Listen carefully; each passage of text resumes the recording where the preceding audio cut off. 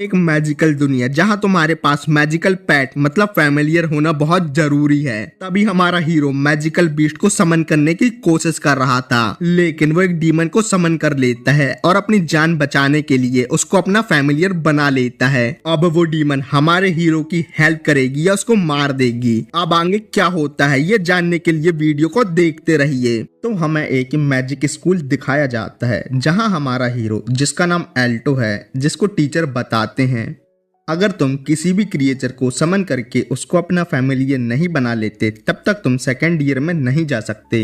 तुम बाकी सभी सब्जेक्ट में इंटेलिजेंट हो लेकिन समनिंग मैजिक में बेकार ही हो। कुछ लोग ने बीटल को समन करके उसको अपना फैमिलियर बना लिया है। अब मैं और कुछ नहीं कर सकता, तुम्हारे पास कल तक का टाइम है। एल्टो बाहर आता है जहां उसकी फ्रेंड लीलिया आती है, जिसको ये सब पता चलता है तो वो पत्थर मार के टीचर का दिमाग सही करना चाहती थी। एल्टो बोलता है टीचर गलत नहीं है, सेकंड ईयर में हमें फैमिलियर की बहुत जरूरत पड़ती है। मैं कोई सॉल्यूशन देखता हूँ, वैसे भी मेरे पास कल तक का टाइम है। फिर वो लाइब्रेरी में आता है।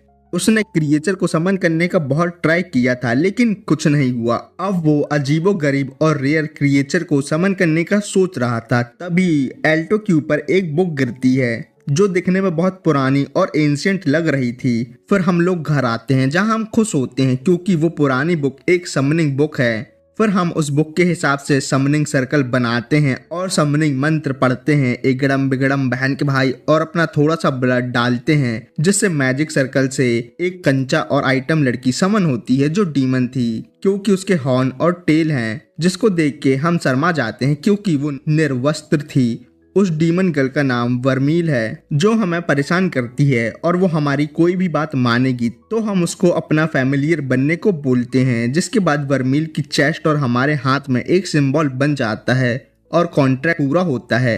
अब वर्मील हमारी फैमिलियर है इसलिए उसको भी कुछ चाहिए था तो वो हमें किस करके हमारा माना चूस लेती है और कहीं और भी हाथ डाल रही थी। पता नहीं क्या क्या बोल रहा हूँ लेकिन यही सब हो रहा है। जिसके बाद हम उसको कुछ कपड़े पहनने का ऑर्डर देते हैं। वर्मील भी सोच रही थी मेरे मास्टर कैसे हैं।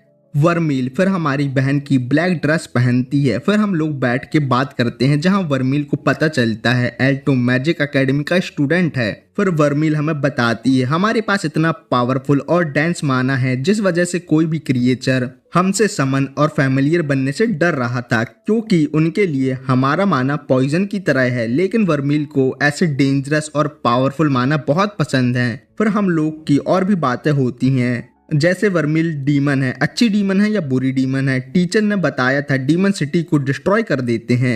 वर्मील भी समन होने के बाद हमें मार सकती थी लेकिन वो उस बुक में बहुत सालों से सील थी और हमने उसको फ्री किया था इसलिए उसने हमारे साथ कॉन्ट्रैक्ट बना लिया। दूसरे दिन हम टीचर के पास जाते हैं जहां वर्मील ने अपने हॉर्न और टेल को इनविजिबल कर दिया था। ये ह्यूमन और वर्मील दोनों के लिए अच्छा था कि उसकी ट्रू आइडेंटिटी किसी को पता ना चले और हमने टीचर को बताया है वर्मील एक ह्यूमन है।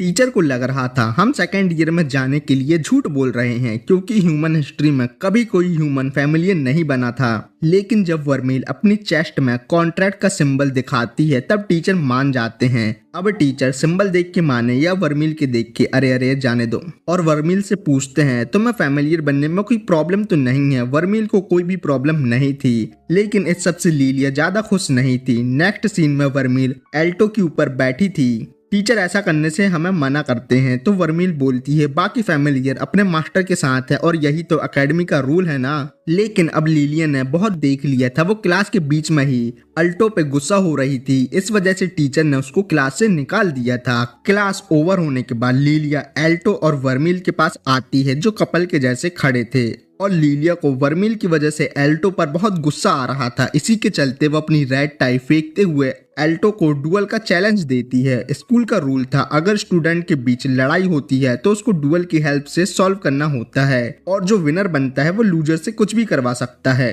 अगर लीलिया जीती है तो अल्टो को वर्मील को अपने रूम में छोड़ के आना पड़ेगा जब तक उसकी हेल्प की जरूरत ना हो, उसको समन किया ना जाए। और अगर अल्टो जीतेगा तो वो भी लीलिया से कुछ भी करवा सकता है। इस बात को लीलिया कुछ अलग ही वे में ले लेती है लेकिन डुअल के लिए मान जाती है। फिर वो दोनों बैटल ग्राउंड में आते हैं, सभी स्टूडेंट बैटल देख सके इसका भी प्रबंध किया गया था। बैटल में स्टूडेंट अपने फैमिलियर का यूज कर सकते थे लिलिया अपनी हाई क्लास विंड स्प्रिट को समन करती है।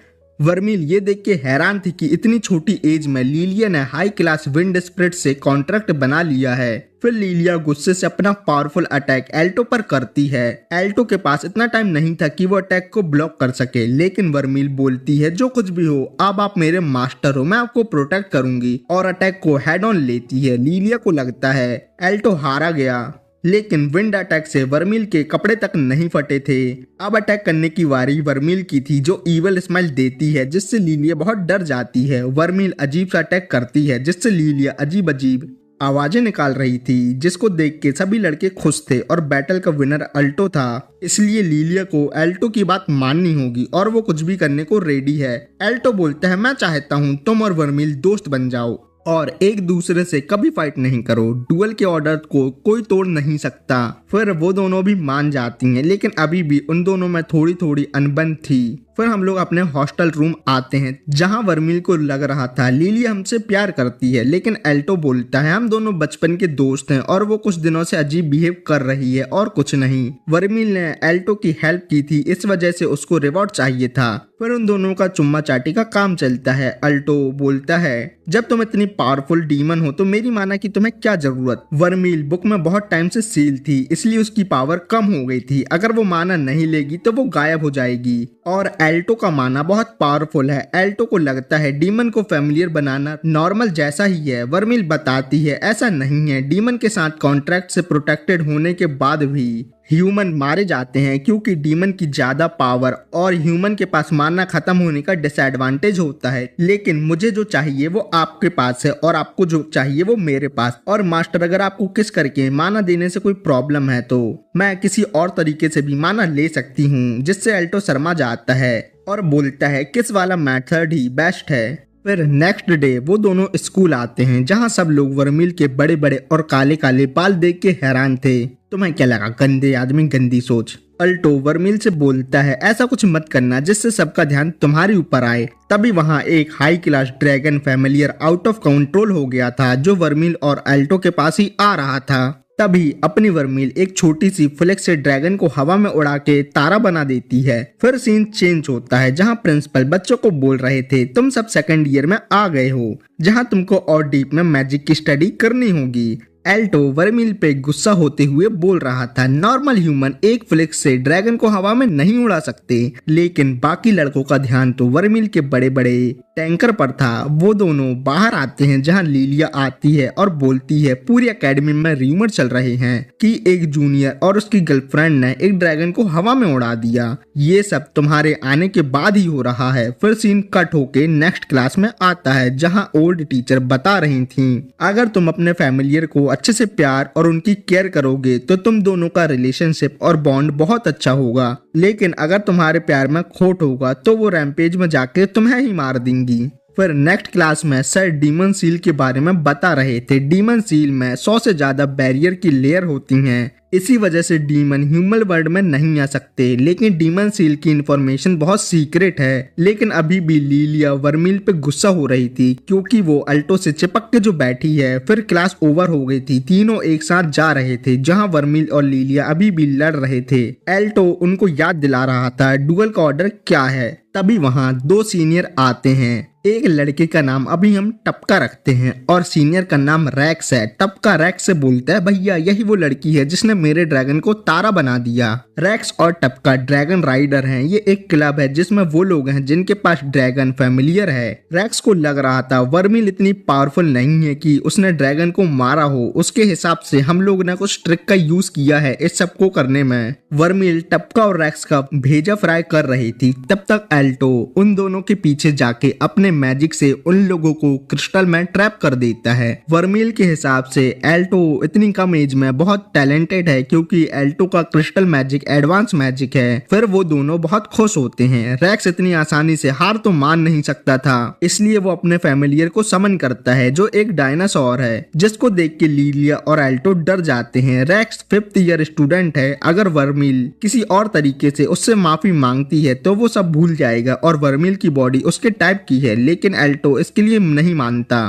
फिर डायनासोर अटैक करने आता है। एल्टो डरा हुआ था क्योंकि वो कुछ नहीं कर सकता था। वर्मील उसके गले लगती है और उसको कल का माना देती है जो उसने किस करके लिया था, जिस वजह से उन दोनों के पीछे गोल्डन माना का मैजिक सर्कल बनता है और सामने से आ रहे डायनासोर को एल्टो अपनी पावरफुल क्रिस्टल मैजिक से हरा देता है, जिससे रेक्स भी हार जाता है। और सब खत्म होने के बाद वो उन सबको सॉरी भी बोलता है। लीलिया मजाक उड़ाती हुई बोलती है, इसलिए तुमको अपने जूनियर को कमजोर नहीं समझना चाहिए था, और हंसने लगती है। फिर वर्मील और एल्टो रूम आते हैं जहां एल्टो वर्मील पे गुस्सा हो रहा था क्योंकि उसके मना करने के बाद भी वर्मील ने कांड कर दिया था, जिससे सभी का ध्यान उन दोनों पे आ गया। वर्मील बोलती है, मास्टर स्कूल बोरिंग है, इतनी मैजिक की पढ़ाई लिखाई के बाद जो आपको चाहिए वो आपको मिलेगा भी कि नहीं? अगर आपको अमीर बनना है तो मैं बना सकती हूँ। इस बात से एल्टो सोच में पड़ गया था कि उसको अपनी लाइफ में करना क्या है, जैसा मैं सोच रहा हूँ। फिर वो हमें बताता है हमारे नेशन में 4 मैजिक रैंक होते हैं, गोल्ड, सिल्वर, ब्रॉन्ज और अप्रेंटिस रैंक मेज। स्कूल में ब्रॉन्ज और सिल्वर रैंक मेज बनना भी बहुत रेयर है,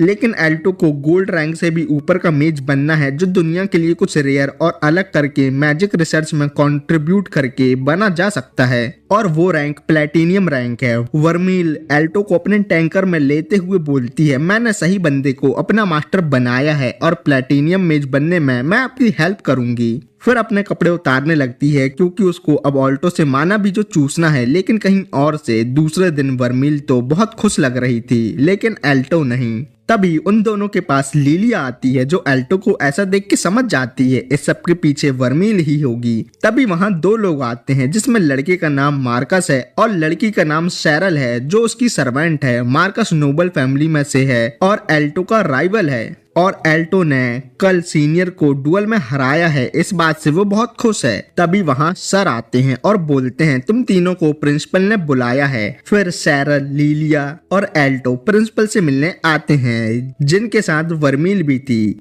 ये तीनों सेकेंड ईयर के टॉपर हैं और इन्हीं तीनों में से कोई एक क्लास रिप्रेजेंटेटिव बनने वाला है, लेकिन इसका भी एक टेस्ट होगा। उन तीनों को शाम 6 बजे से पहले फेरी फ्लावर को ढूंढना होगा, जिसको वो पहले मिलेगा वो क्लास रिप्रेजेंटेटिव बनेगा। लेकिन पता नहीं वहाँ मार्कस क्या कर रहा था। शेरल बोलती है, मास्टर आप 9 के 9 सब्जेक्ट में फेल हो, इसलिए आपको प्रिंसिपल ने सिलेक्ट नहीं किया। लेकिन तब भी वो अपने फैमिलियर बीटल को निकालता है और फ्लावर ढूंढने फॉरेस्ट में चला जाता है, और जाते ही जोर से चिल्लाता है। एल्टो को याद आता है फॉरेस्ट में ईटिंग प्लांट भी हैं। वो सब अंदर जाते हैं जहां शेरल अपने मास्टर को बाहर निकालने में लगी हुई थी और रिप्रेजेंटेटिव रेस से निकल जाती है। फिर बाकी 3 आगे जाते हैं जहां माउंटेन के टॉप में फेरी फ्लावर था, लेकिन 3 सर वाला डॉग रास्ते को गार्ड कर रहा था। एल्टो सोच रहा था अब हम लोग आगे कैसे जाएंगे। लीलिया बोलती है, कौन हम? ये इंडिविजुअल टेस्ट है और उसके पास इनविजिबल पोर्शन है जो बहुत रेयर था।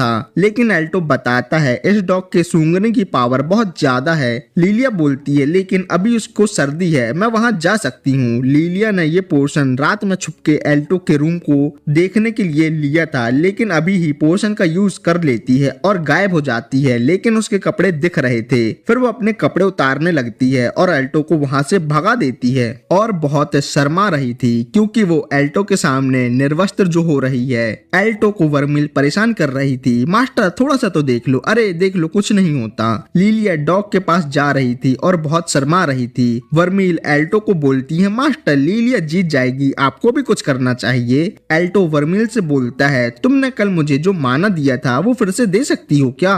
वर्मील ने एल्टो के माना को ही एम्पलीफाई किया था। डॉग को हराने के लिए वर्मील को थोड़ा माना और चाहिए था, इसलिए वहां ही वो अपने और एल्टो के कपड़े उतार के उसको किस करती है माना लेने के लिए। मुझे तो समझ नहीं आ रहा किस करने के लिए कपड़े क्यों उतारना। वैसे ये सब करने के पहले मेरा ब्रेकअप हो गया, इसलिए मुझे ज्यादा कुछ नहीं पता। लीलिया डॉग के पास आती है जिसमें से एक सर को सर्दी नहीं थी, इसलिए वो उसको सेंस कर लेता है। लेकिन तभी डॉग के ऊपर फायर अटैक होता है जो एल्टो ने किया था, जो लीलिया को फ्लावर लेने को बोलता है और डॉग को अपने क्रिस्टल मैजिक से डिस्ट्रैक्ट करता है और वर्मील से बोलता है अटैक करो, जो हवा में जाके बहुत खतरनाक स्लीपिंग अटैक करती है जिससे बहुत बड़ा ब्लास्ट होता है। लेकिन डॉग सो जाता है। लीलिया भी फेरी फ्लावर ले लेती है और नीचे एल्टो के पास आके उसको फ्लावर देती है क्योंकि डॉग को उसी ने डिस्ट्रैक्ट किया था। तभी इसी वक्त इनविजिबल पोर्शन का टाइम खत्म होता है और एल्टो को सब कुछ दिखने लगता है और इसी वजह से फ्लावर हाथ से छूट के हवा में उड़ जाता है और सैरल के पास आके गिरता है जो अपने मास्टर को ले जा रही थी। तभी टेस्ट का भी टाइम ओवर हो जाता है और क्लास रिप्रेजेंटेटिव सैरल बनती है जिससे मार्कस बहुत खुश था। एल्टो और लीलिया को भी इससे कोई प्रॉब्लम नहीं थी। लीलिया एल्टो से बोलती है मैं इस बार हार गई लेकिन नेक्स्ट टाइम तो मैं पीछे छोड़ दूंगी। फिर नेक्स्ट सीन में वर्मिल हीम क्रीम खा रही थी जो उसको बहुत अच्छी लगती है।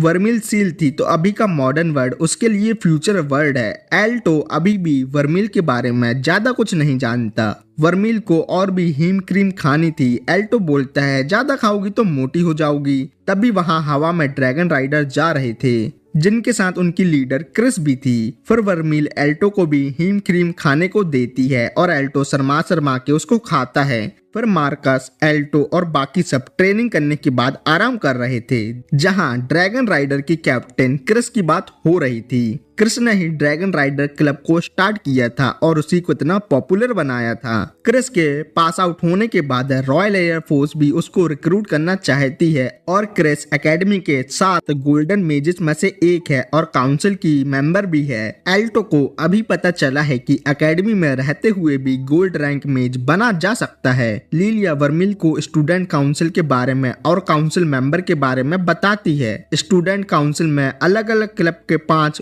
गोल्ड रैंक मेज है जिनको टीचर भी हाथ नहीं लगा सकते। एल्टो ये भी बताता है जो काउंसिल प्रेसिडेंट है वो प्लेटिनम रैंक मेज भी बनने वाली है। वर्मिल अपने टैंकर से एल्टो को परेशान कर रही थी जिस वजह से लीलिया और उसकी बहस होने लगती है। फिर लीलिया चेंजिंग रूम में चेंज करते हुए वर्मिल पे गुस्सा हो रही थी और वहाँ सैरल भी थी। लीलिया बोलती है तुमने मैजिक फॉरेस्ट में वर्मिल के अटैक को तो सुना होगा ना, उसने सिर्फ अपने एक अटैक से 3 सर वाले डॉग को हराया कैसे? ये काम तो गोल्ड रैंक मेज वाले भी नहीं कर सकते। वो एल्टो और हमसे कुछ ना कुछ छुपा रही है। सैरल बोलती है तुम एल्टो से प्यार करती हो, जल्दी कुछ करो नहीं तो फिर पछताती रहोगी। लीलिया बोलती है हम दोनों बचपन के अच्छे दोस्त हैं और कुछ नहीं, इसलिए मुझे उसकी चिंता है। लेकिन उसको अब याद आता है वर्मिल यहाँ नहीं है तो कहाँ है। वर्मिल बॉयज चेंजिंग रूम में थी और सभी लड़के उसको देख के शर्मा रहे थे। फिर बाहर आने के बाद एल्टो वर्मिल को बताता है तो मैं गर्ल्स चेंजिंग रूम में जाना चाहिए। तभी वहाँ लीलिया भी आती है जो इस बात से गुस्सा थी कि वर्मिल ने बस एल्टो को निर्वस्त्र क्यों देखा, मैंने क्यों नहीं। तभी उन लोगों के पास काउंसिल मेंबर का ग्रुप आ रहा था जो एक दूसरे से ही लड़ रहे थे। तभी वो वर्मिल और बाकी लोगों के पास से गुजरते हैं। यहाँ क्रिस और वर्मिल की एक दूसरे से आंखें मिलती हैं। फिर अल्टो घर आके नहा रहा था और बोलता है स्टूडेंट काउंसिल मेंबर कितने अच्छे हैं। पीछे से वर्मिल बोलती है वो बाकी सभी स्टूडेंट से ज्यादा पावरफुल हैं। वर्मिल को वहाँ निर्वस्त्र देख के एल्टो शर्मा जाता है। फिर वहाँ मस्त सीन बनता है।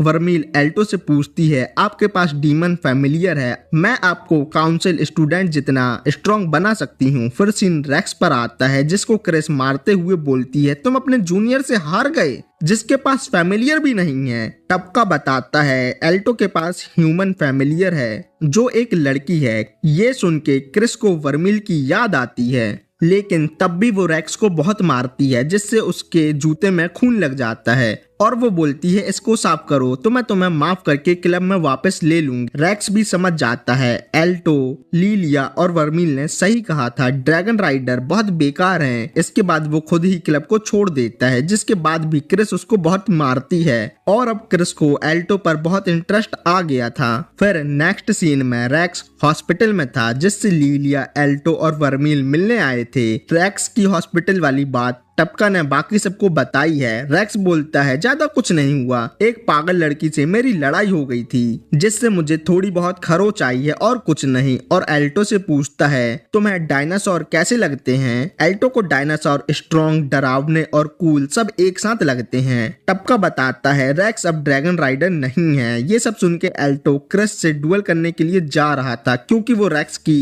इस हालत का जिम्मेदार अपने आप को मान रहा था। लीलिया एल्टो को रोकने का ट्राई कर रही थी लेकिन कुछ नहीं होता। वर्मील और एल्टो बैटल अरीना जा रहे थे जहां वर्मील खुश थी। ऊपर क्रिस इन दोनों का इंतजार कर रही थी और अभी विड्रॉ करने का चांस देती है लेकिन एल्टो विड्रॉ नहीं करता। फिर क्रिस अपने समनिंग मैजिक का यूज करके अपने फैमिलियर को समन करती है जो एक ब्लैक ड्रैगन है। ये देख के एल्टो और वर्मील भी किस करते हैं और के पता नहीं क्यों लीलिया शर्मा रही थी। वर्मील से एल्टो को गोल्डन माना मिलता है जिसको देख के क्रिस हैरान थी।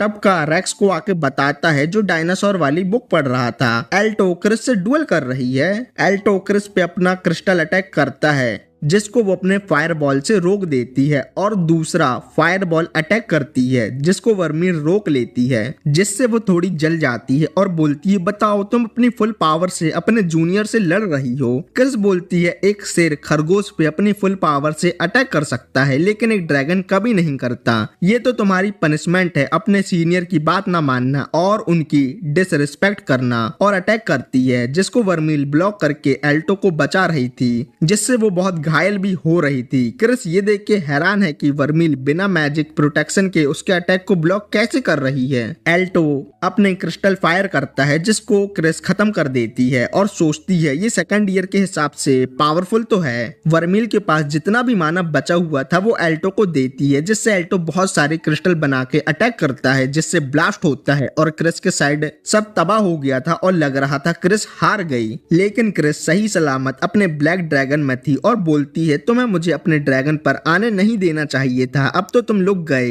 अटैक से बचते बचते एल्टो कॉर्नर में आ गया था और फंस गया था। क्रिस बोलती है अभी भी मौका है, तुम मुझसे अपनी जान की भीख मांगो तो मैं तुम्हें हॉस्पिटल जाने दूंगी रैक्स के जैसे।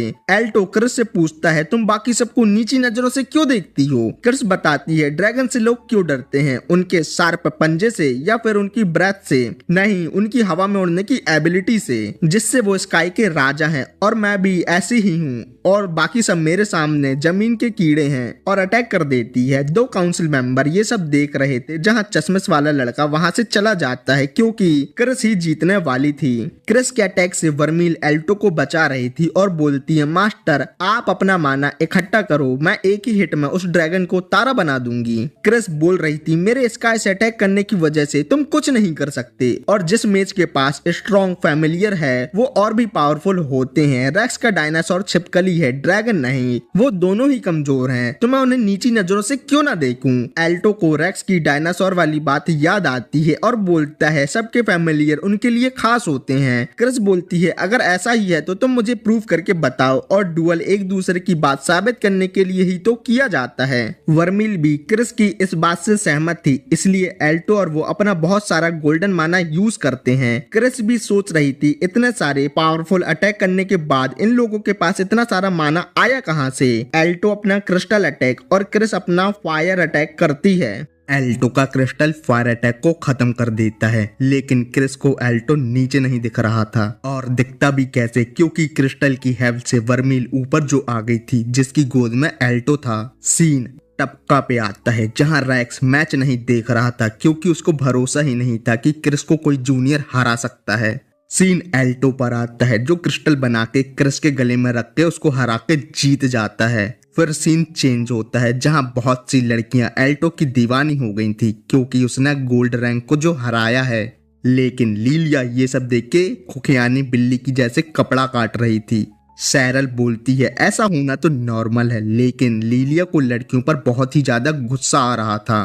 वो उनको पत्थर मारने का सोच रही थी जिससे एल्टो भी डर गया था। तभी वहां उनके टीचर आते हैं जिनका नाम माइनक्राफ्ट के नेदर पोर्टल बनाने में जो यूज होता है वो है, उनका नाम ऑब्सीडियन है, जिनको देख के सभी लड़कियां उनके पास चली जाती हैं। ऑब्सीडियन टीचर एल्टो को समझाते हैं जो तुमने जल्दबाजी में डुएल किया वो गलत था, इस बार तुम जीत गए लेकिन किसी दिन हार गए तो पता नहीं डुएल ओवर होने के बाद तुम्हें क्या करने को बोल दिया जाए। इस बार तुम्हारे पास अच्छा मोटिव था लेकिन नेक्स्ट टाइम सोच समझ के ऐसा कुछ करना और वहां से चले जाते हैं। एल्टो बोलता है इसलिए सभी लड़कियां ऑब्सीडियन सर की फैन है, क्या तुम भी उनकी फैन हो लीलिया। लीलिया खूनी आंखों से उसको देखती है फिर एल्टो को मारती करती है। सीन चेंज होता है और क्रिस पर आता है जो झाड़ू लगा रही थी। ये डुएल हारने के बाद ऑल्टो का ऑर्डर था जिसके पास रैक्स भी आता है। क्रिस रैक्स को सॉरी बोलती है, ये सब ऑल्टो ने उसको करने को बोला था।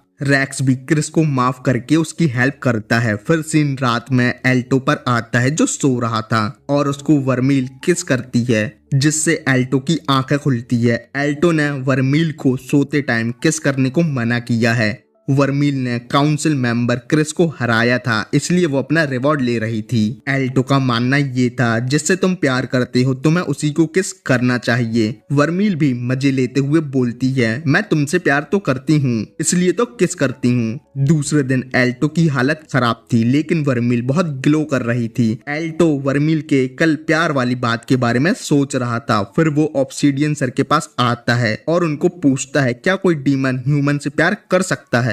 सर भी सोच रहे थे एल्टो क्या रोमांटिक टाइप का लड़का है, लेकिन बताते हैं हिस्ट्री में ह्यूमन ने डीमन के बच्चों को पैदा किया है लेकिन स्यूबाइन आदमियों का माना चूसने के लिए उनसे प्यार का नाटक करती हैं। ये सुन के एल्टो शॉक था। फिर रात में जब एल्टो और वर्मील खाना खा रहे थे तब एल्टो थोड़ा अलग बिहेव कर रहा था और खाना भी नहीं खा रहा था। वर्मील पूछती है एल्टो क्या हुआ। एल्टो पूछता है वर्मील क्या तुम मेरे साथ मेरे माना के लिए बस हो और कुछ नहीं। वर्मील अपने टैंकर में एल्टो को लेते हुए बोलती है पागल हो क्या तुम, ऐसा कुछ नहीं है, मैं माना जिंदा रहने के लिए लेती हूँ। और फिर से एल्टो को किस करती है और ये किस रियल किस थी बिना माना लिए क्योंकि वर्मील सच में एल्टो से प्यार करती है और एल्टो को भी रियल किस करने को बोलती है जिससे एल्टो शर्मा जाता है और किस नहीं करता। दूसरे दिन एल्टो और वर्मील दोनों गिलो कर रहे थे। एल्टो फिर ऑब्सीडियन सर से मिलता है और उनको कल के फालतू क्वेश्चन पूछने के लिए सॉरी बोलता है।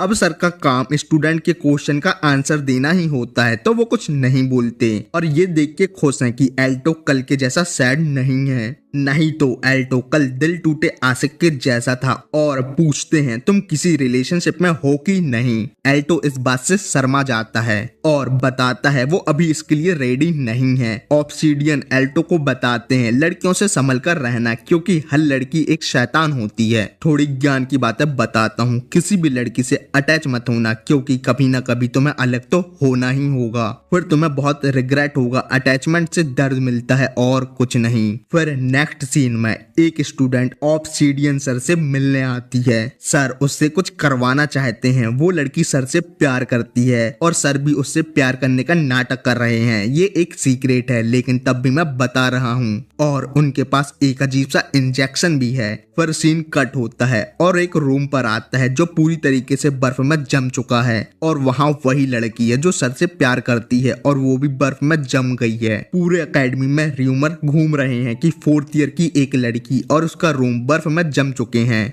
वो लड़की जिंदा तो है लेकिन कोमा में है। ये बात स्टूडेंट काउंसिल को भी पता चलती है। वहाँ एक चश्मिश मेंबर जिसका नाम रियुगा है वो वाइस प्रेसिडेंट है जिससे हमें पता चलता है ये पहली स्टूडेंट नहीं है जो कोमा में गई है। इससे पहले भी कुछ स्टूडेंट कोमा में गए हैं जो सब सिल्वर रैंक मेज थे। अभी कोमा में जाने वाली का नाम एमा है जो आइस मैजिक में बेस्ट है। वहाँ एक और काउंसिल मेंबर है जिसका नाम जेसिका है जो बताती है उस लड़की के रूम को 5 लोगों ने मिलके तोड़ा था जिसमें 2 घंटे लगे क्योंकि डोर थिक आइस से कवर था। इस सब पे किसी का हाथ है क्योंकि ये रेगुलर हो रहा है। इस सब से काउंसिल प्रेसिडेंट बहुत परेशान और पेन में है। रियुगा बोलता है जब तक हमें पता नहीं चल जाता इस सब के पीछे किसका हाथ है तब तक हम कुछ नहीं कर सकते। जेसिका गुस्से से बोलती है तो मैं समझ नहीं आ रहा, प्रेसिडेंट पेन में है, तुम जल्दी से कुछ करो और वहां से चली जाती है। रियुगा हमें बताता है जेसिका प्रेसिडेंट से ऑब्सेस्ड है।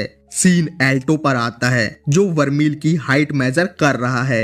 एल्टो हर दिन इंक्रीज होता है इसलिए उसके पास हाइट मेजर करने की मशीन है। छोटे हाइट वाले ये समझ सकते हैं लेकिन मेरी हाइट छोटी नहीं है। एल्टो एक रिपोर्ट लिख रहा है। अब ये कौन सी रिपोर्ट है वो जानते हैं। दादी टीचर ने अपनी क्लास में बोला था कि तुम अपने फैमिलियर के बारे में एक रिपोर्ट बनाओ जो डिटेल में हो, जिनमें उनकी daily activity, favourite food, specialist feature और बाकी सभी चीजों के बारे में भी लिखना होगा। इसलिए एल्टो वर्मील की डिटेल रिपोर्ट बना बना रहा है और इसी के चलते वर्मिल अपने कपड़े उतार रही थी जिससे मेजरमेंट बिल्कुल सही आए और अपने टैंकर को भी मेजर करने को बोलती है। ये सब लीलिया की स्प्रिट देख रही थी। लीलिया और सैरल निंजा के जैसे एल्टो को देखने आए थे, कहीं वर्मिल उसके साथ कुछ गलत तो नहीं कर रही। वो बात अलग है। सैरल को एल्टो पे कोई इंटरेस्ट नहीं है, वो लीलिया के साथ आई बस है। लीलिया की स्प्रिट सब कुछ लीलिया को आके बताती है जिससे वो बहुत गुस्सा होती है और वर्मिल को सबक सिखाना चाहती थी। सैरल बोलती है ये बॉयज हॉस्टल है, तुम अंदर नहीं जा सकती, लेकिन लीलिया के पास इनविजिबल पोर्शन है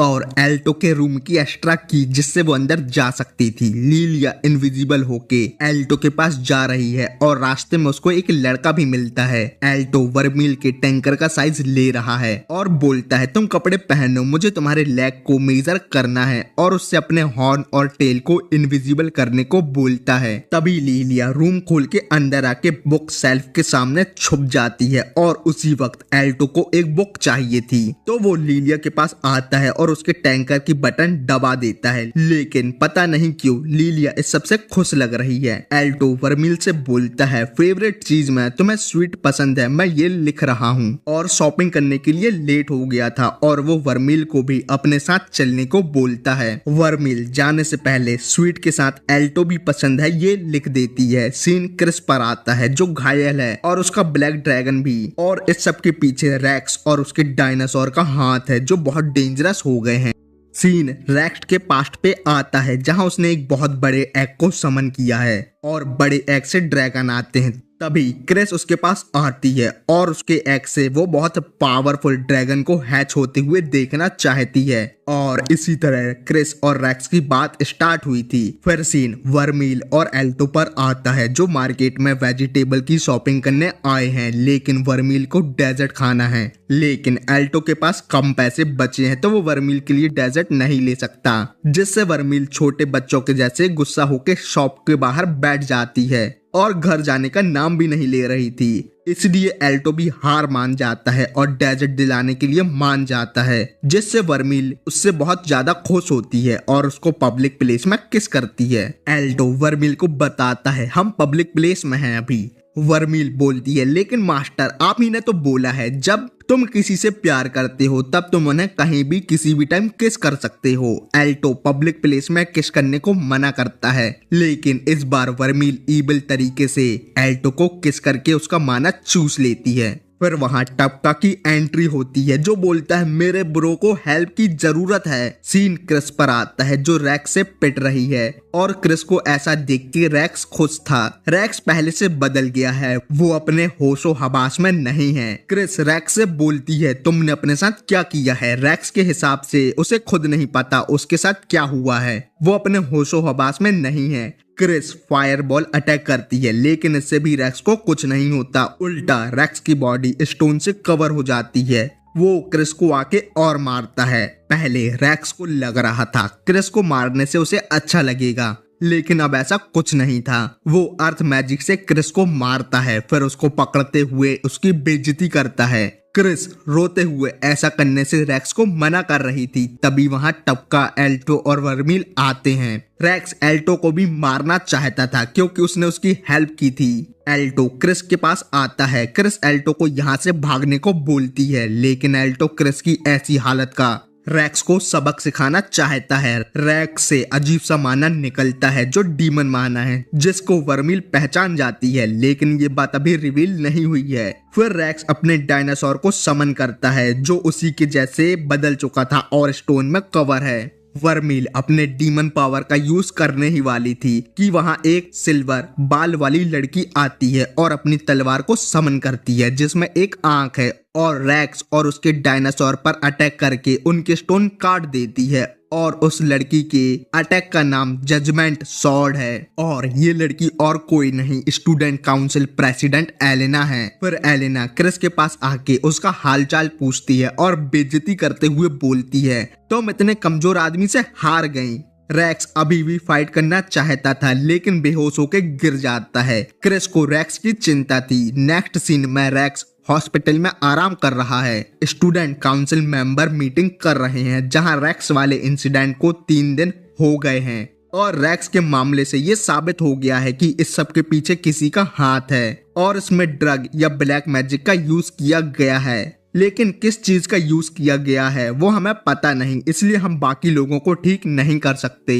ये सब सुन के क्रिस वहां से बाहर आती है। रियूगा बताता है क्रिस के लोगों को जो अच्छे से ट्रीट नहीं करता तो उसको बहुत गुस्सा आता है। वो बात अलग है, ये मारे तो सही कोई और मारे तो गलत। फिर सीन कट होता है। ब्रॉन्ज रैंक बनने का एग्जाम आ गया है जिससे लिलिया बहुत खुश है, लेकिन हम रैक्स और उस इंसिडेंट को लेके परेशान है। लिलिया हमें बताती है अगर हम एग्जाम फेल कर देते हैं तो रैक्स बहुत गुस्सा होगा, इसलिए हम उसके उठने के पहले एग्जाम क्लियर करके उसकी लेवल में आ जाते हैं। वर्मिल को अच्छा फील नहीं हो रहा था तो वो रूम जाने को बोल रही थी और हमारे एग्जाम है तो हमें लाइब्रेरी में पढ़ने जाने को बोलती है और चली जाती है। ये सब बहुत अजीब था क्योंकि वर्मिल कभी भी हमें अकेला नहीं छोड़ती। रैक्स वाले इंसिडेंट के बाद से ही वो थोड़ा परेशान लग रही है, लेकिन लिलिया बहुत अजीब तरीके से हमें अपने रूम में एग्जाम की प्रिपरेशन करने को बोलती है। सीन वर्मिल पर आता है जो डीमन माना के बारे में सोच रही है। तभी वहाँ सर ऑब्सिडियन आते हैं। वो वर्मिल से थोड़ी बातें करते हैं, लेकिन वर्मिल को पता चल गया था स्टूडेंट के कोमा में जाने के पीछे सर का ही हाथ है, क्योंकि सर से वर्मिल ने लो टायर मैजिक सेंस कर लिया था और उनसे बोलती है एक ह्यूमन के लिए ये पावर बहुत ज्यादा है, तुम जो भी कर रहे हो बंद कर दो, अगर करना है तो करो, मुझे कोई मतलब नहीं है। और बहुत ही ईविल तरीके से वार्निंग देती है कि एल्टो से दूर रहना, नहीं तो मैं तुम्हें और तुम्हारी आत्मा दोनों को खत्म कर दूंगी। सर ये सब सुन के हंसने लगते हैं। वर्मिल वहां से जाने लगती हैं, लेकिन सर वर्मिल की नेक में एक इंजेक्शन लगाते हैं जिससे वर्मिल को कुछ हो जाता है। सीन लिलिया पर आता है जो हमसे चिपक के हमें पढ़ा रही थी। तभी हमारे हाथ के कॉन्ट्रैक्ट सिंबल में कुछ, फिर वहां एक बहुत बड़ा ब्लास्ट होता है। फिर एलेना, क्रिस और बाकी काउंसिल मेंबर को बहुत ज्यादा माना सेंस होता है। हम लोग समझ जाते हैं वर्मिल के साथ कुछ हुआ है और हम घर जाने लगते हैं। एलेना डांस माना की तरह जा रही है और उसको रास्ते में एक पेपर मिलता है जिसको वो काट देती है, लेकिन वो पेपर ठीक हो जाता है। फिर वो पेपर मल्टीप्लाई होते हैं और बोलते हैं हमारे प्लान को सक्सेसफुल होने के लिए तुमको यहाँ रुकना होगा। और बहुत अजीब सी चीज एलिना को रोक रही है। सीन ऑब्सिडियन पर आता है जहां वर्मिल अपने फुल डीमन फॉर्म में आ गई है, लेकिन ये सब देख के सर बहुत खुश हैं। वर्मिल के एक छोटे से अटैक से ही जमीन तबाह हो गई है और हम लोग वर्मिल के पास आ रहे हैं। एलिना उस अजीब सी डॉल से फाइट में बिजी थी। ऑब्सिडियन अपनी पावर यूज करता है और वर्मिल के गले में एक चेन आ जाती है और अब ऑब्सिडियन चेन की हेल्प से उसको कंट्रोल कर सकता है। तभी वहां एल्टो आता है और वर्मिल को ऐसा देख के हैरान था। फिर वहां लिलिया भी आती है। ये दोनों ऑब्सिडियन सर से पूछते हैं ये सब क्या हो रहा है। सर अपनी पावर से वर्मिल को उसके घुटनों में लाते हैं और एल्टो से बोलते हैं मुझे लगा था तुम बहुत इंटेलिजेंट हो और तुमको सब समझ आ गया होगा, और बताते हैं मैंने एक ड्रग बनाया है जिससे कोई भी क्रिएचर आउट ऑफ कंट्रोल हो जाता है और ये डीमन में बहुत अच्छा वर्क करता है, लेकिन इसको लिक्विड फॉर्म में लाने में मुझे बहुत मुश्किल आई। ये सब ऑब्सिडियन का एक एक्सपेरिमेंट है और इस ड्रग का टेस्ट उसने पहले 5 लोगों में किया था।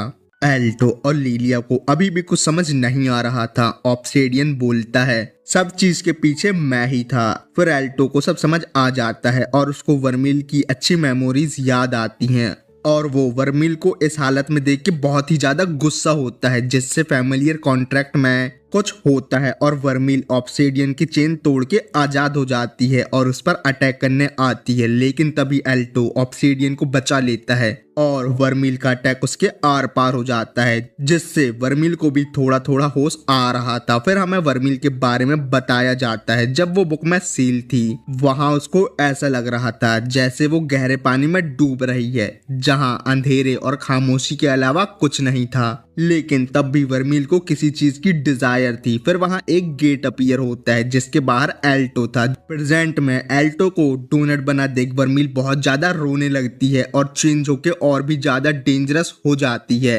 और फिर से ऑब्सिडियन को मारने वाली थी, लेकिन एल्टो वर्मिल को हक करते हुए ऐसा करने से उसको रोकता है। वर्मिल फिर थोड़ी नॉर्मल फॉर्म में आती है और बोलती है तुमने ऐसा क्यों किया। एल्टो बोलता है मेरी बॉडी अपने आप ही मूव हो गई और मैं तुम्हारा मास्टर हूँ, और बोलता है सब ठीक हो जाएगा और गिर जाता है। लीलिया भी एल्टो को देख बहुत रो रही थी, लेकिन एल्टो एक लौता ऐसा पर्सन है जिसको वर्मिल मरता नहीं देख सकती, इसलिए वो एल्टो को किस करती है और अपने गोल्डन माना से एल्टो को हील कर देती है, जिससे एल्टो का दिल धड़कने लगता है। गोल्डन माना देख ऑब्सिडियन हैरान था और बोलता है डीमन का मौत भी कुछ नहीं कर सकती और पागलों वाली हरकत करने लगता है और अपने ड्रग को खुद ही लगा लेता है और धीरे धीरे एक बहुत अजीब डीमन में चेंज हो जाता है जिसकी बहुत सारी आंखें थी। ऑब्सिडियन ने 100 से ज्यादा लो लेवल डीमन की पावर से अपने आप को ऐसा बनाया है, लेकिन मेरे को तो ये एक चूहे के जैसा ज्यादा लग रहा है और बोलता है अब वर्मिल तुम नॉर्मल हो गई हो, मैं तुम्हें मार दूंगा क्योंकि मुझे तुम्हारे जैसा फालतू डीमन नहीं बनना। लेकिन वर्मिल डेविल स्माइल देती है और अपना डीमन पंच करती है जिससे ऑब्सिडियन की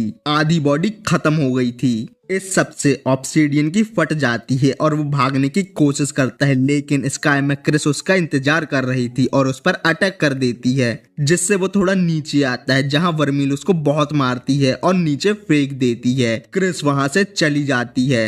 ऑब्सिडियन अपनी जान की भीख मांग रहा था। एल्टो ने ऑब्सिडियन को बचाया था, इसलिए वर्मिल उसको नहीं मारना चाहती थी। फिर एल्टो को भी होश आता है। लीलिया उसके पास जाती है और बहुत ज्यादा रोने लगती है। बताओ कितनी रोटलू लड़की है। एल्टो भी अपने आप को हील देख के हैरान था। वर्मिल इतना सब होने के बाद एल्टो से आंख नहीं मिला सकती थी।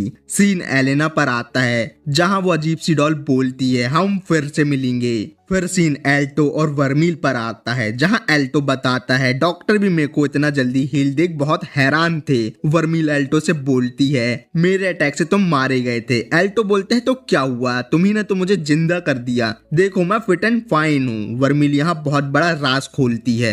एल्टो तुम्हारे अंदर अभी जो दिल है वो मेरा है, अब तुम्हारे अंदर एक ट्रू डीमन हार्ट है, अब मैं मरूंगी तो तुम भी मरोगे और वाइस वर्सा, तुम मरोगे तो मैं। ये सुन के एल्टो बहुत गुस्सा होता है क्योंकि अगर वर्मिल ऐसा नहीं करती तो वो ट्रू डीमन है, वो लाखों सेंचुरीज तक जिंदा रहती, लेकिन उसकी वजह से वो जल्दी मरेगी क्योंकि वो एक ह्यूमन है। फिर हमें बताया जाता है एलिना की जिससे फाइट हुई थी उसके बारे में हमें कुछ नहीं पता और ऑब्सिडियन को गार्ड ने पकड़ के जेल में डाल दिया। फिर सीन कट होता है और रेक्स पर आता है जिसको होश आ गया था और उसके बेड के पास क्रिस सो रही थी। जो स्टूडेंट कोमा में गए थे वो सब ठीक हो गए। सीन एल्टो और वर्मिल पर आता है जो किस कर रहे थे, लेकिन इस बार चीजें अलग थी। डीमन हार्ट की वजह से एल्टो को जिंदा रहने के लिए वर्मिल के माना की जरूरत है, लेकिन अब वर्मिल थोड़ा चेंज हो गई है। वो एल्टो से बात नहीं करती। ऐसा इसलिए था क्योंकि वो एक ईविल और बहुत बदसूरत डीमन है जिसने एल्टो को मारा है और डीमन से सब डरते हैं और धीरे धीरे डीमन हार्ट एल्टो की बॉडी में कंबाइंड हो जाएगा, जिसके बाद वर्मिल की कोई जरूरत नहीं होगी तो वो फिर से किसी बुक में सील हो जाएगी। ये सब सुन के एल्टो वर्मिल पर बहुत गुस्सा होता है और उसको किस करता है और ये नॉर्मल किस थी बिना माना लिए और उसको कोंटे में लेते हुए बोलता है मैं तुमसे क्यों डरूं, तुम मेरी इकलौती फैमिलियर हो और मैं तुम्हारा मास्टर, और खुद शर्मा के भाग जाता है। वर्मिल को एल्टो की बात याद आती है। उसने कहा था तुम जिससे ट्रू लव करते हो तुम्हें उसी को किस करना चाहिए, जिससे वो भी शर्मा जाती है। नेक्स्ट सीन में एल्टो सो रहा था और वर्मिल को सपने में बुला रहा था। ये सब वर्मिल देख रही थी। दूसरे दिन एल्टो स्कूल आता है जहाँ सभी लड़कियां ऑब्सिडियन सर के जाने से बहुत सैड थीं और लड़के भी सैड थे। वो इसलिए क्योंकि कुछ टाइम से वर्मिल स्कूल नहीं आ रही। एल्टो बोलता है उसकी तबीयत थोड़ी खराब है, लेकिन वर्मिल ने एल्टो से बोला था मुझे कुछ टाइम के लिए अकेले रहना है। एल्टो सोच रहा था वो वर्मिल के लिए स्वीट लेके जाएगा जिससे उसको अच्छा लगेगा। सीन वर्मिल पर आता है जो पानी के पास थी। तभी वहाँ लीलिया आती है जो बोलती है मुझे लग ही रहा था कुछ ना कुछ तो तुम छुपा रही हो, लेकिन एल्टो ने मुझे बता दिया तुम एक डीमन हो। इस सब के लिए वर्मिल सॉरी बोलती है। यहाँ इन दोनों की थोड़ी बातें होती हैं जहाँ लीलिया उसको मोटिवेट कर रही थी। वर्मिल को लग रहा था वो एक डीमन है जिससे सब डरते हैं। लीलिया बोलती है तुम डीमन हो या ह्यूमन वो मैटर नहीं करता, तुम अच्छी पर्सन हो या बुरी वो मैटर करता है, और गुस्से से बोलती है तुमने एल्टो के साथ कुछ किया है, वो थोड़ा अजीब बिहेव कर रहा है। वर्मिल को रियल किस वाली बात याद आती है। वर्मिल एक डीमन है जिसने अपने मास्टर को ही मारा है। लीलिया बोलती है एल्टो तुम्हारा मास्टर है और हर मास्टर अपने फैमिलियर के लिए अपनी जान दांव पे लगा सकते हैं। मैटर ये करता है तुम एल्टो के लिए क्या सोचती हो और एल्टो तुम्हारे लिए, और उसको एक चॉप मारती है जिससे उसके हॉर्न विजिबल हो जाते हैं और लिलिया की स्पिरिट भी वर्मील को लाइक कर रही थी। सीन एल्टो पर आता है जो अपने साथ स्वीट लेके आया था, लेकिन वर्मील पूरे घर में कहीं नहीं थी। फिर वर्मील घर आती है जिसको देख के एल्टो खुश था। वर्मील बोलती है, एल्टो अगर मैं तुम्हारे साथ रहूंगी तो तुम्हारे साथ बुरा ही होता रहेगा। मैंने ऐसा पहले भी किया है, लेकिन तुमने जो मुझे कल अच्छा अच्छा बोला उससे मैं बहुत खुश हूँ और तुम्हारे साथ रहना चाहती हूँ।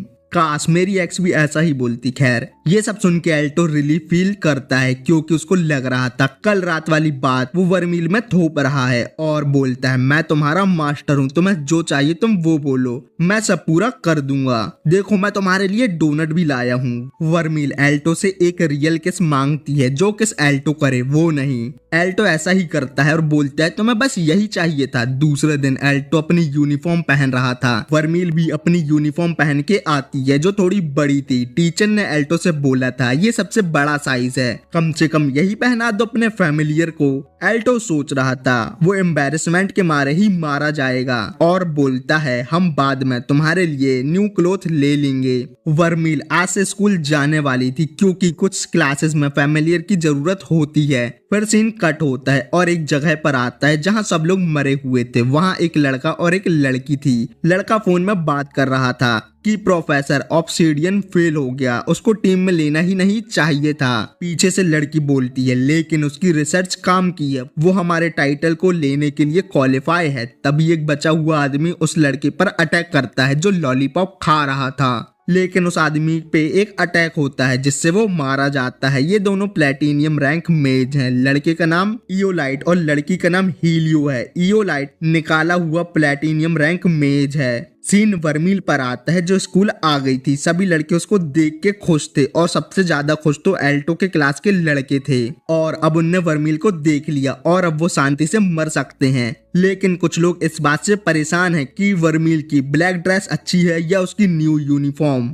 और बहुत जल्द ब्रॉन्ज एग्जाम आने वाला है जिसमें तुम्हारे फैमिलियर को टिप टॉप कंडीशन में होना जरूरी है। इससे पता चलता है तुम कितने अच्छे मेज हो। फिर एल्टो और वर्मील साइड में चुम्मा चाटी कर रहे थे टेस्ट पास करने के लिए। वर्मील को एल्टो के बहुत माना की जरूरत है, और एक बात क्लियर करता हूँ, एल्टो को जिंदा रहने के लिए उसको वर्मील के डीमन माना की जरूरत है, लेकिन वर्मील को बाकी चीजों में एल्टो के माना की जरूरत है। फिर दोनों क्लास पर आते हैं। वहाँ काउंसिल मेंबर और प्रेसिडेंट आते हैं एल्टो और वर्मील को कस्टडी में लेने के लिए। फिर सभी लोग मीटिंग रूम में थे जहाँ एल्टो को लग रहा था वर्मील के डीमन होने वाली बात सबको पता चल गई है। एलेना सॉरी बोलती है क्योंकि स्टूडेंट काउंसिल की वजह से एल्टो को हॉस्पिटल में एडमिट होना पड़ा क्योंकि उन लोगों ने अपना काम अच्छे से नहीं किया, और पूछती है हमें नहीं पता मैंने जिससे फाइट की थी वो क्या और कौन था, और हमें ऑब्सिडियन से भी कुछ पता नहीं चल सकता क्योंकि वो जेल से भाग गया। इसलिए हमने तुमको बुलाया है जिसने ऑब्सिडियन से उसके ट्रांसफॉर्म स्टेट में उसको हराया है। अगर तुम्हारे पास छोटी सी भी जानकारी हो वो हमें बता दो, हमें उससे बहुत हेल्प होगी। ये सब बताने में एल्टो को कोई प्रॉब्लम नहीं थी। तभी एलेना सीरियस होकर बोलती है तुम हम लोगों से कुछ छुपा रहे हो। फिर एल्टो पर तलवार रख देती है और यूगा वर्मील को ट्रैप कर लेता है जिसको वर्मील बहुत आराम से तोड़ के जा सकती है, लेकिन ऐसा करते टाइम ही एल्टो को निपटा दिया जाएगा। एलेना फिर से पूछती है तुम स्टूडेंट काउंसिल से कुछ छुपा रहे हो कि नहीं। एल्टो पहले तो झूठ बोलने वाला था, लेकिन वर्मील बोलती है सच बता दो। फिर एल्टो बता देता है वर्मील एक डीमन है, जिससे सब लोग शॉक थे, लेकिन एलेना स्माइल कर रही थी। फिर एल्टो सब बताता है डीमन हार्ट और बाकी चीजों के बारे में, और बोलता है वर्मील एक अच्छी डीमन है और ऑब्सिडियन सर के साथ जो कुछ भी हुआ उसमें वर्मील का कोई हाथ नहीं है। अगर तुम लोग मुझे निकालना चाहते हो तो निकाल दो, लेकिन वर्मील को कुछ नहीं करना। एल्टो ने सेकंड ईयर में जाने के लिए उसको समन किया था। अब वो वर्मील के लिए अपने प्लेटिनियम रैंक मेज बनने के सपने को भी भुलाने के लिए तैयार है क्योंकि उसको इससे ज्यादा वर्मील की चिंता है। एलेना बोलती है तुमने गलत समझ लिया, मुझे तुम्हारी पर्सनल लाइफ में कोई मतलब नहीं है और मैं बाकी टीचर को भी इस सब के बारे में नहीं बताऊंगी। वैसे भी स्कूल का एक प्रिंसिपल है। कि सब फैमिलियर इक्वल हैं, वैसे भी तुम डीमन हमारे बहुत काम आ सकती हो। रियुगा भी इस बात से एग्री था क्योंकि और भी ऑब्सिडियन सर के जैसे स्कूल का स्टाफ हो सकता है। जेसिका वर्मिल के डीमन होने वाली बात से एग्री नहीं थी। एलेना बोलती है अगर कुछ गलत होता है तो मुझे सिर्फ एल्टो को मारना होगा और वर्मिल अपने आप ही मारी जाएगी। और एल्टो मुझे तुम्हारी बात पे भरोसा है। वर्मिल बोलती है प्रेसिडेंट आप क्या प्लान बना रही हो। एलेना एल्टो को स्टूडेंट काउंसिल ज्वाइन होने का ऑफर देती है। ये सुन के सब लोग हैरान थे। एल्टो बोलते हैं ऐसा करके तुम हम दोनों पर नजर रखना चाहती हो। एलेना बोलती है तुमको ऐसा लग रहा है तो ठीक है, लेकिन मैं बहुत तेजी से तुम्हें स्टूडेंट काउंसिल ज्वाइन करवाना चाहती हूँ। और वैसे भी स्कूल के अंदर तुम एक डीमन के साथ हो और तुमने टॉप रैंक मेज और स्टूडेंट काउंसिल मेंबर क्रिस को हराया है और हमें नहीं पता एनिमी को क्या मोटिवेट कर रहा है ये सब करने के लिए। और जैसा तुम बोलते हो तुम्हारी फैमिलियर अच्छी है, फिर तो तुम्हें भी स्कूल को प्रोटेक्ट करना चाहिए। फिर सीन चेंज होता है। स्टूडेंट काउंसिल ज्वाइन होने वाली बात सुन के लिलिया और बाकी सब हैरान थे। एलेना ने किसी को भी रियल रीजन बताने से मना किया था। सैरल बोलती है तुमने क्रिस को हराया है तो तुम्हारा ज्वाइन होना नॉर्मल है। मार्कस एल्टो से बहुत ज्यादा खुश था क्योंकि आज तक कोई भी सेकंड ईयर स्टूडेंट काउंसिल में ज्वाइन नहीं हुआ। लिलिया बोलती है एल्टो मैं तुम्हारे लिए बहुत ज्यादा खुश हूँ, लेकिन आने वाले ब्रॉन्ज एग्जाम में मैं तुम्हें पीछे छोड़ दूंगी। फिर वर्मिल और एल्टो घर आते हैं जहाँ वर्मिल बोलती है एल्टो तुम थोड़े परेशान लग रहे हो। एल्टो इसलिए परेशान था क्योंकि वर्मिल की सच्चाई धीरे धीरे सब लोगों को पता चल रही है और काउंसिल मेंबर बनने में उसको फोर्स किया गया है। वर्मिल बोलती है सब ठीक रहेगा और एक बात तुम काउंसिल में गार्ड डाउन नहीं करना। वो एलेना मुझे बहुत अलग लगती है और उससे ऐसी वाइब आती है जैसे वो ह्यूमन ही ना हो। और वर्मिल के हिसाब से ऐसा था अगर एल्टो एलेना को सच नहीं बताता और स्टूडेंट काउंसिल ज्वाइन नहीं करता तो वो एल्टो को वहां ही निपटा देती। एल्टो बोलते हैं एलेना डरावनी तो है, लेकिन अगर मैं कमजोर नहीं होता तो तुम्हें प्रोटेक्ट कर पाता। अगर आगे भी ऐसा कुछ होता है फिर सबको तुम्हारी ट्रू आइडेंटिटी के बारे में पता चल जाएगा, इसलिए मुझे स्ट्रांग होना होगा तुम्हें सेफ रखने के लिए। ये सुन के वर्मिल बहुत खुश होती है और उनका वही पुराना चुम्मा चाटी वाला काम स्टार्ट होता है। सीन एलेना पर आता है जो पूजा कर रही थी और एल्टो की बातें याद कर रही थी और बोलती है मैंने उसको ढूंढ लिया और अपनी तलवार से गॉडेस की मूर्ति को काटते हुए बोलती है दुनिया की सबसे बड़ी विपत्ति को जो वो है और हंसते हुए वहां से चली जाती है। फिर सीन एल्टो और वर्मिल पर आता है जो काउंसिल रूम जा रहे थे। एल्टो प्लेटिनियम रैंक मेज से भी ज्यादा मतलब पूरी दुनिया का सबसे स्ट्रॉन्गेस्ट मेज बनना चाहता है जिससे वो सबको गर्व से बता सके वो वर्मिल का मास्टर है और गेट ओपन करके अंदर जाता है जहाँ बाकी 3 लड़कियां कपड़े चेंज कर रही थी। फिर जेसिका को एल्टो पर बहुत गुस्सा आ रहा था। वो एल्टो को स्टूडेंट काउंसिल से निकलवाना चाहती थी क्योंकि जेसिका उस टाइप की लड़की थी जो सिर्फ पति को देगी। सॉरी मतलब वो सती सावित्री टाइप की है।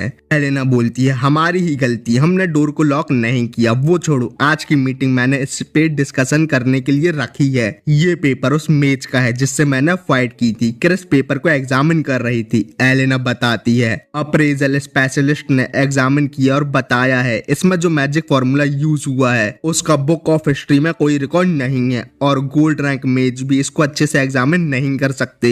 मतलब जो लोग मैजिक की नॉलेज में डूबे हुए होते हैं और न्यू मैजिक बनाते हैं जिससे दुनिया को फायदा होता है, इसका मतलब हमारा जो एनिमी है वो प्लेटिनियम रैंक मेज है। फिर सीन आयोलाइट और हीलियो पर आता है जो कोहाकुमिया से मिलने आते हैं। यही पेपर डॉल मेज है जिसने एलेना से फाइट की थी जो अभी आयोलाइट पर गुस्सा हो रही थी क्योंकि उसने कम्युनिकेशन डॉल तोड़ दी। उन लोगों के पास एक अजीब सा डीमन भी था। आयोलाइट गिल्डेड टावर के हैसवेल को हराने में थक गया था। कोहाकुमिया बोलती है तुमने उसको मना लिया, वो प्लेटिनियम रैंक मेज है। आयोलाइट बोलता है नहीं मैंने उसको मार दिया। ये सुन के कोहाकुमिया भी हैरान थी। फिर आयोलाइट और हीलियो वहां से जाने लगते हैं और अब उनका नेक्स्ट टारगेट एल्टो और वर्मिल है। फिर सीन एक तबाह एरिया में आता है जहाँ छोटी वर्मिल रो रही थी। फिर एल्टो एक अजीब रूम में आता है जहाँ एक आंटी बोलती है तुम उसके लिए क्या फील करते हो, तुम्हारे पास 2 रास्ते हैं, एक रास्ता ऑफ जस्टिस जिससे ह्यूमन काइंड को बेनिफिट होगा, और दूसरा रास्ता सेल्फिश और सिर्फ उसको बेनिफिट देगा और ह्यूमन काइंड के लिए तबाही लाएगा। बताओ तुम उसके लिए क्या फील करते हो। तभी एल्टो की नींद खुलती है, ये सब उसका एक सपना था। फिर वो ब्रॉन्ज एग्जाम की तैयारी करने लगता है। वर्मिल बोलती है, मास्टर आप फिर से देर रात तक पढ़ रहे हो। एल्टो इस बात से परेशान था क्योंकि वो रिटन एग्जाम तो पास कर लेगा लेकिन प्रैक्टिकल एग्जाम उसके लिए मुश्किल होगा, और उसके ऊपर काउंसिल मेंबर से पास होने का प्रेशर है, और सबसे ज्यादा तो क्रिस से है। अगर वो फेल होगा तो क्रिस उसको निपटा देगी। वर्मिल बोलती है, मैं इसमें आपकी हेल्प करती हूँ। फिर वो दोनों एक दूसरे को अपना माना देते हैं। दूसरे दिन एल्टो एग्जाम देने के लिए रेडी था और उसको वो बुक दिखती है जिसमें वर्मिल सील थी, लेकिन अभी भी वो उस बुक को नहीं पढ़ सकता है और सोचता है वर्मिल को एक मेज ने सील किया था, लेकिन वो मेज कौन है। तभी उसको सपने वाली मेज याद आती है। फिर वर्मिल उसको बुलाने लगती है, जिसके बाद एल्टो वर्मिल की बुक अपने बैग में रख लेता है। बाकी सब एग्जाम को लेके बहुत खुश थे। कल रात वर्मिल से एल्टो ने बहुत सारे माना ले लिया था और उसका दिल भी बहुत अच्छे से वर्क कर रहा है। बाकी स्कूल से भी बहुत से स्टूडेंट यहाँ एग्जाम देने आए हैं। मार्कस बताता है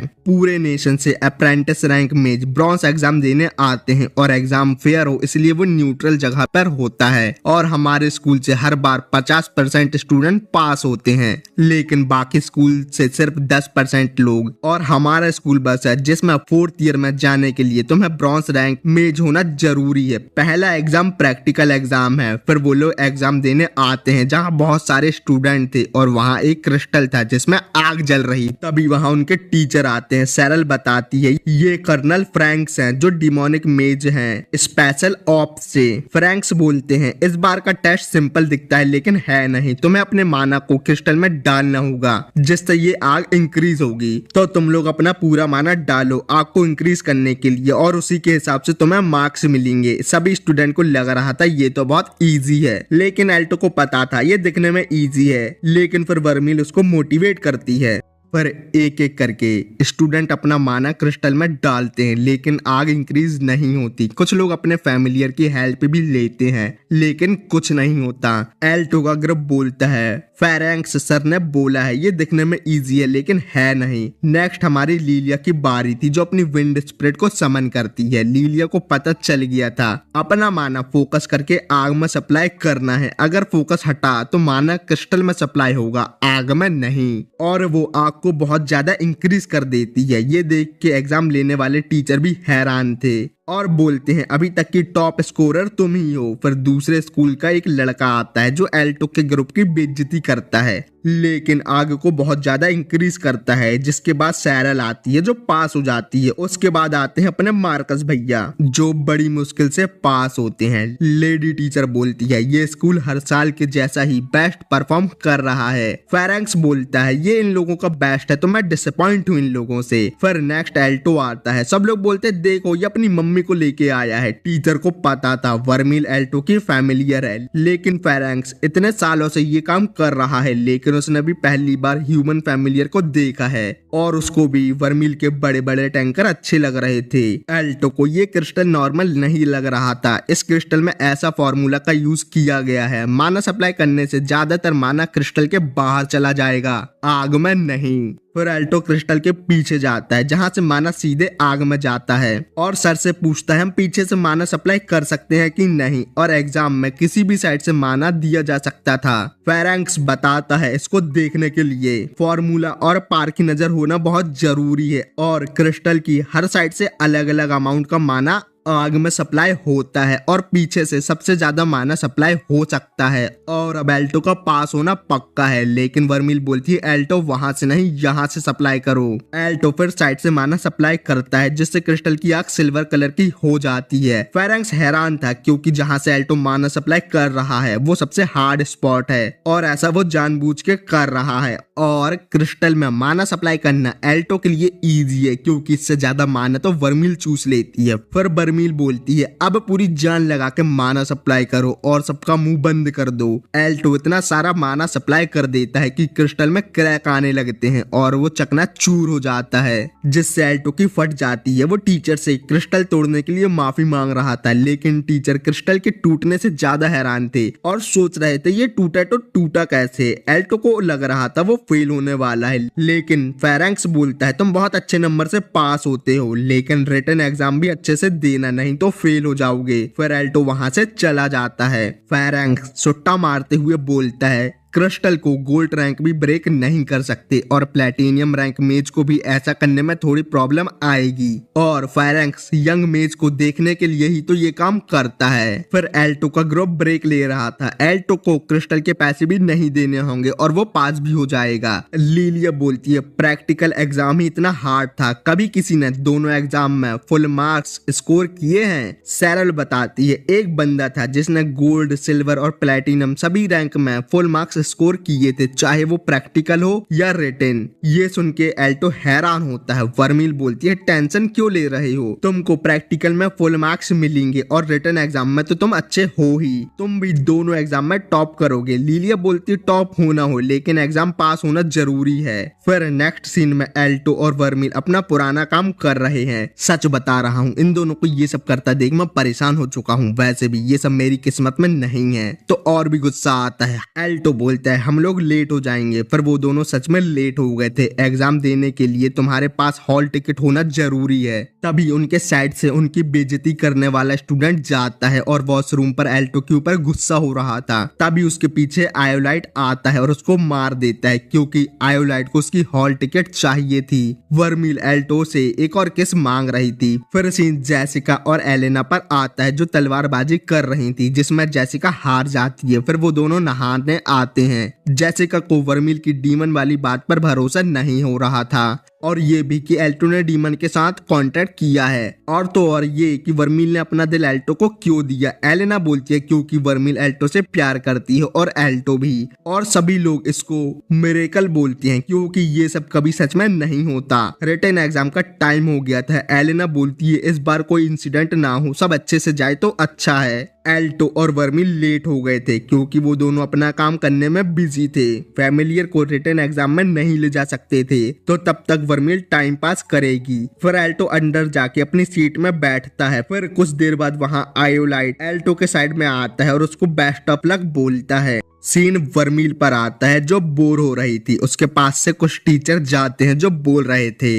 इस बार के एग्जाम बहुत टफ है। वर्मील बोलती है लेकिन मेरे मास्टर तो आइंस्टाइन के पापा हैं, वो पास हो जाएंगे और वो मेरे को प्रोटेक्ट करने के लिए ही तो इतना हार्ड वर्क कर रहे हैं। सीन एग्जाम हॉल पर आता है जहां एल्टो से सभी क्वेश्चन बन रहे थे, लेकिन उसके साइड में आयोलाइट बैक बेंचर के जैसे सो रहा था। बाकी सभी भी अच्छे से अपना एग्जाम दे रहे हैं। इस बार के क्वेश्चन को ज्यादा ही टफ है और अब जाके आयोलाइट की नींद खुलती है। एल्टो को लग रहा था इतने कम टाइम में ये क्या ही लिख लेगा, लेकिन आयोलाइट बहुत ही तेजी से एग्जाम खत्म कर देता है। फिर एल्टो की हेल्प करने की कोशिश करता है, लेकिन टीचर उसको रोक देते हैं। आयोलाइट बोलता है वैसे भी एग्जाम देने का कोई फायदा है ही नहीं। तभी एक टीचर एग्जाम वाले टीचर को आके बताता है वॉशरूम में एक लड़के का काम हो गया। टीचर समझ जाते हैं ये सब आयोलाइट का ही किया धरा है क्योंकि वो बाकी सब स्टूडेंट से अजीब लग रहा था। फिर आयोलाइट अपना रॉक गोलम बुलाता है जिससे बहुत आवाज होती है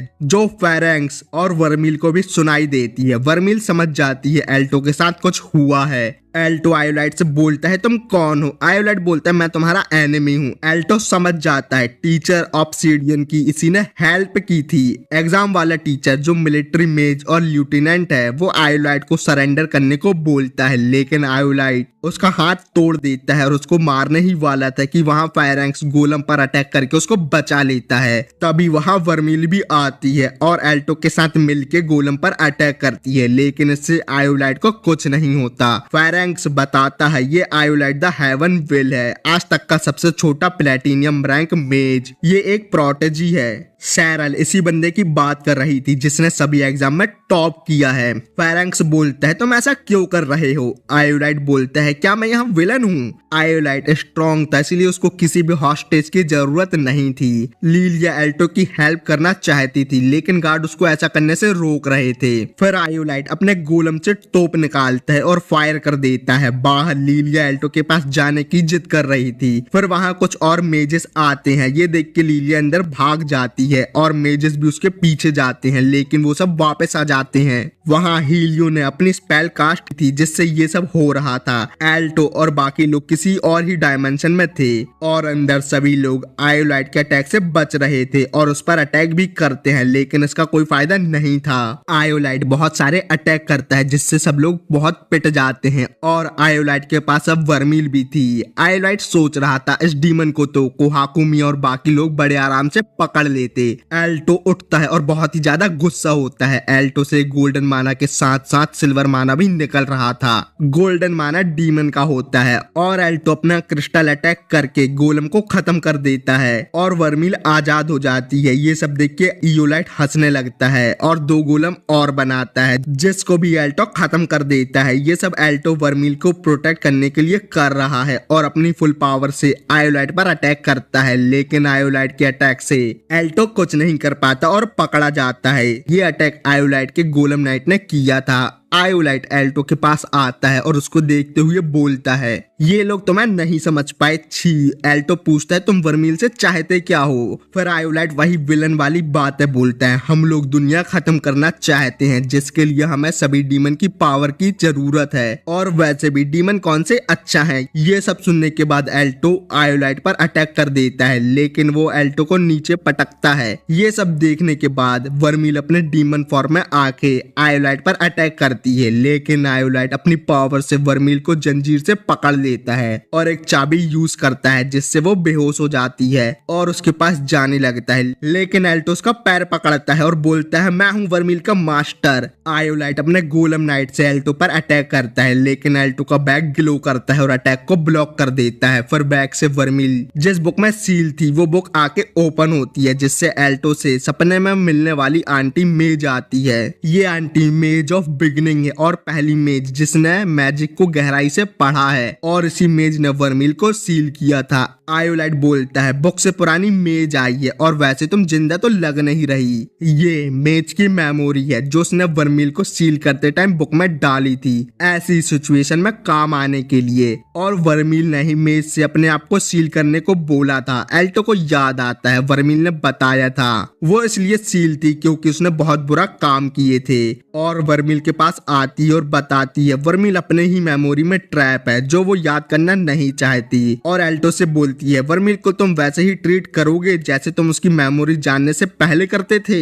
एल्टो वर्मील से प्यार करता है और उसके साथ हमेशा रहेगा चाहे वर्मील जैसी भी हो। फिर मेज एल्टो को एक चाबी देती है जिससे वो दोनों उसकी मेमोरी में जा सकते हैं। आयोलाइट बोलता है कहाँ जा रहे हो तुम लोग और उन पर अटैक कर देता है। मेज बोलती है हम जल्दी ही आ जाएंगे क्योंकि टाइम वर्ल्ड ऑफ माइंड में एग्जिस्ट नहीं करता। वो दोनों एक बहुत बड़ी सिटी में थे और ये वर्मील की सील मेमोरी है जिसको वो भुलाना चाहती है। यहाँ का टाइम रियल वर्ल्ड से अलग है लेकिन अगर एल्टो वर्मील को यहाँ सेव नहीं कर पाता तो वो भी यहाँ उसके साथ फंस जाएगा। ये सिटी एल्टो की प्रीवियस सिटी ही है लेकिन 550 साल पुरानी। फिर हमें छोटी वर्मील दिखाई जाती है जो फ्लावर क्राउन बना के सिस्टर को देती है। वर्मील एक ऑर्फनेज में रहती है जहाँ 3 लोग और हैं। बड़ी वाली का नाम मियाल है बाकी दोनों का नाम केट और रेन है। ये वर्मील की फैमिली है। वर्मील यहाँ खुश है और एल्टो के साथ भी खुश है लेकिन दोनों खुशी अलग अलग हैं। वर्मील मस्त खाना खा रही थी।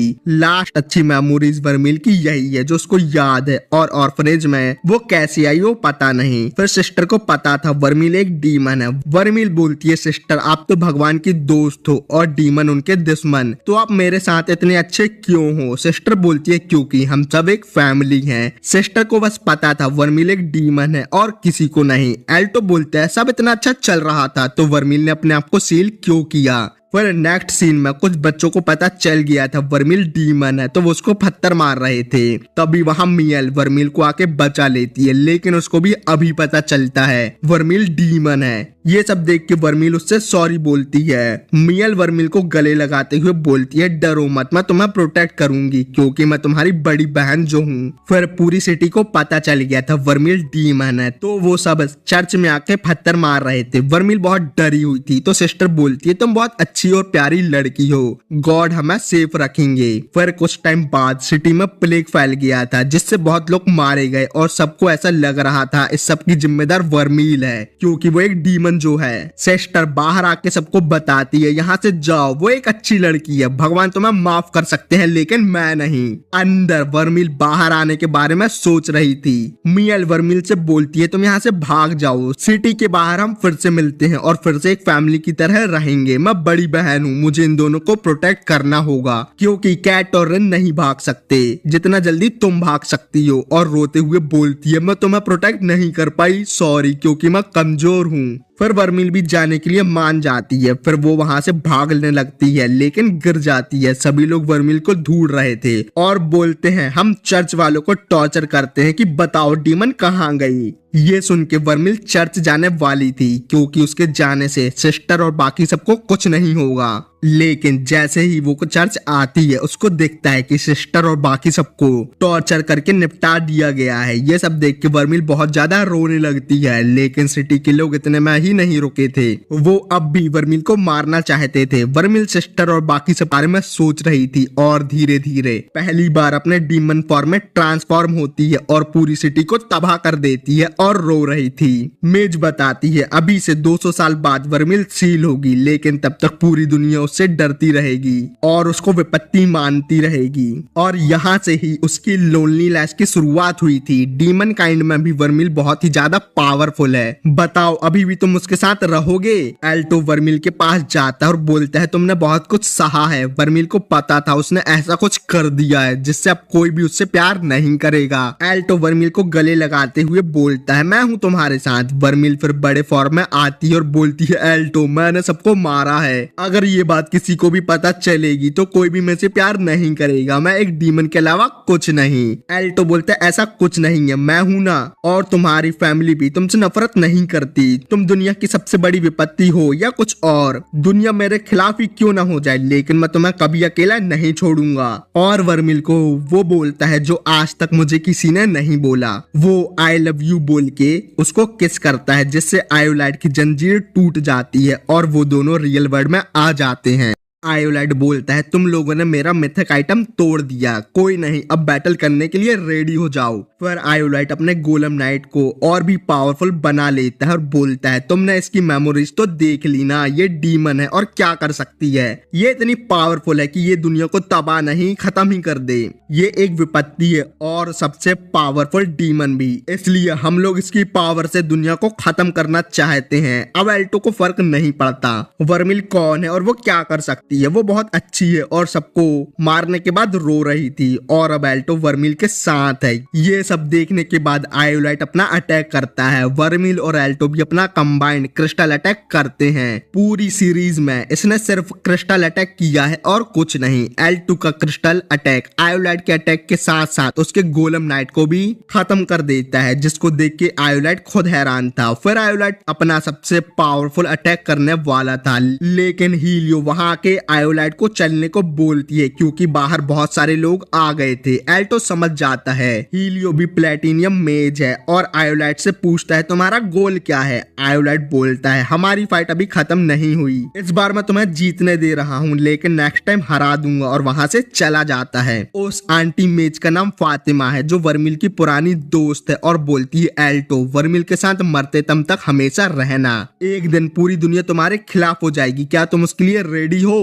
एल्टो बोलता है मैं दुनिया का सबसे स्ट्रॉन्गेस्ट मेज बनूंगा जो वर्मिल को हर चीज से प्रोटेक्ट करेगा, हाँ मैं सब चीज के लिए रेडी हूँ। फिर फातिमा के जाने का टाइम हो गया था, फिर वो वहां से चली जाती है लेकिन जाते जाते अपनी पावर से सभी चीजें पहले जैसा कर देती है। फिर उन दोनों के पास लीलिया और बाकी लोग आते हैं। फिर नेक्स्ट सीन में एल्टो जेसिका से तलवारबाजी कर रहा था और हार जाता है। तभी वहां क्रिस आती है जो उसको ट्रेनिंग देने आई थी। एल्टो मैजिक में तो बहुत अच्छा है लेकिन फिजिकल फिजिकल फाइट में वीक है और उसके पास एक्सपीरियंस की कमी है और क्रिस से हार जाता है। एल्टो को पता था ये दोनों बहुत बिजी हैं, लेकिन वो फिर से उन दोनों के साथ ट्रेनिंग करना चाहता है। जेसिका बोलती है तुमको जल्दी से स्ट्रॉन्ग क्यों बनना है। एल्टो को दुनिया का स्ट्रॉन्गेस्ट मेज बनना था जिससे वो वर्मिल को प्रोटेक्ट कर सके जब पूरी दुनिया एल्टो और वर्मिल के खिलाफ हो। ये सब सुन के जेसिका शर्मा जाती है। एल्टो वहां से जाने लगता है और इस बात से खुश था कि वो अभी भी स्ट्रॉन्ग हो सकता है। फिर सीन रात में आता है जहां वर्मिल और एल्टो का पुराना काम चालू है। जब से एल्टो ने वर्मिल को आई लव यू बोला है तब से वर्मिल का दिल बहुत तेजी से धक धक हो रहा है। वर्मिल एल्टो को थैंक्स बोलती है उसको अपनाने के लिए जैसी वो है उसमें। फिर दोनों का शायद तक डाटा ट्रांसफर होता है, पक्का नहीं है। फिर दूसरे दिन एल्टो वर्मिल को प्रोटेक्ट करने के लिए स्ट्रॉन्ग होना रहता था। फिर वो काउंसिल रूम आता है जहाँ सब लोग थे। एलेना बोलती है इस इंसिडेंट से बहुत से स्टूडेंट घायल हुए हैं और स्टूडेंट काउंसिल मेंबर होते हुए हमको सबको प्रोटेक्ट करना होगा। तुम लोग इस सब के लिए रेडी हो? रियूगा भी रेडी है। जेसिका तो एलेना की फैन थी तो वो भी रेडी है। क्रिस को भी रैक्स का बदला लेना था तो वो भी रेडी है। लाल बालों वाला भी रेडी है। एलेना एल्टो से बोलती है क्या तुम रेडी हो? इस सब में मिलिट्री और प्लेटिनियम मेज हमारे एनिमी हो सकते हैं। एल्टो इस सब के लिए रेडी था क्योंकि उसको वर्मिल को प्रोटेक्ट जो करना था। ब्रॉन्ज एग्जाम फिर से हुआ था जिसमें सब लोग पास हो गए। हाँ, मार्कस भी किसी तरह पास हो गया, लेकिन एल्टो इन लोगों से दूर वर्मिल के साथ अपना कार्यक्रम जारी रखे हुए था। और इसी के साथ ये एनीमे यहाँ खत्म होता है। इसका कोई भी सेकंड सीजन नहीं है। जब आएगा तो मैं एक्सप्लेन कर दूंगा। ओके बाय, मिलते हैं किसी और वीडियो में।